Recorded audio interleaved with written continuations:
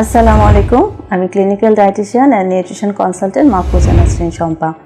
একজন কিডনি রোগীর প্রোটিনের রেস্ট্রিকশন থাকে, অর্থাৎ সীমাবদ্ধতা থাকে, কারণ প্রচুর পরিমাণে প্রোটিন কিন্তু একজন কিডনি রোগী গ্রহণ করতে পারে না, কেননা এতে কিডনির উপর বাড়তি চাপ পড়ে এবং যেহেতু কিডনির কার্যকারিতা কম থাকে তাই রক্তে ক্রিয়েটিনিন, ইউরিয়া এগুলো বেড়ে যেয়ে রোগীর শারীরিক অবস্থা খারাপের দিকে চলে যায়।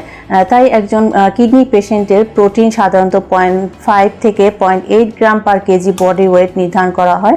এটা পেশেন্ট ওয়াইজ আমরা বলে থাকি যে কারো 30 গ্রাম প্রোটিন, কারো 40 গ্রাম, কারো 50 গ্রাম প্রোটিন থাকে।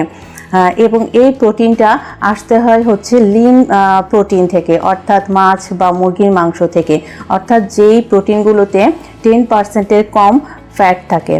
এবং এই প্রোটিনগুলো আমরা যেমন দুধ, ডিম, মাছ, মুরগির মাংস এগুলো থেকে প্রোটিনগুলো পাবো। এবং আমরা যে উদ্ভিদ 70% প্রোটিন আসবে হচ্ছে অ্যানিমেল প্রোটিন থেকে, এবং 30% প্রোটিন আমরা প্ল্যান্ট সোর্স থেকে নিয়ে পেশেন্টকে আমরা ভাগ করে দিয়ে থাকি। অর্থাৎ তার যে 3 বেলা খাবার, সকাল, দুপুর, রাতে 3 বেলার প্রোটিনটাকে সমানভাগে ভাগ করে দেওয়া হয়।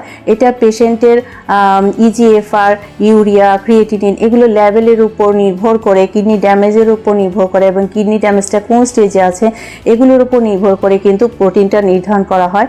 সবার জন্য একই প্রোটিন না, যা 30 গ্রাম প্রোটিন সেটাকেও আমরা 3 বেলায় ভাগ করে দিয়ে থাকি, এবং প্ল্যান্ট প্রোটিন এবং অ্যানিমেল প্রোটিন এটাকে ভাগ করে দেওয়া হয়। এবং প্রোটিন এবং যে খাবারগুলো আসলে দেওয়া যাবে না, যেমন ক্যান কোনো মিট, তারপরে পোড়া মাংস, তেলে ভাজা মাংস বা মাছ বা বারবিকিউ টাইপের এই খাবারগুলো একজন কিডনি পেশেন্টকে না দেওয়াই ভালো। এতে কিডনির উপর এক্সট্রা একটা চাপ পড়ে। একজন কিডনি পেশেন্টের যদি একটি খাবার চার্টটা সুন্দরভাবে করে নিতে পারে তাহলে কিন্তু কিডনির উপর বাড়তি চাপটা পড়বে না। আশা করি আজকে এই পর্যন্তই আমি আলোচনা করি। পরবর্তী ভিডিওতে আরও কিছু আলোচনা করব কিডনি রোগীদের নিয়ে। সবাই ভালো থাকবেন, সুস্থ থাকবেন। আল্লাহ হাফেজ।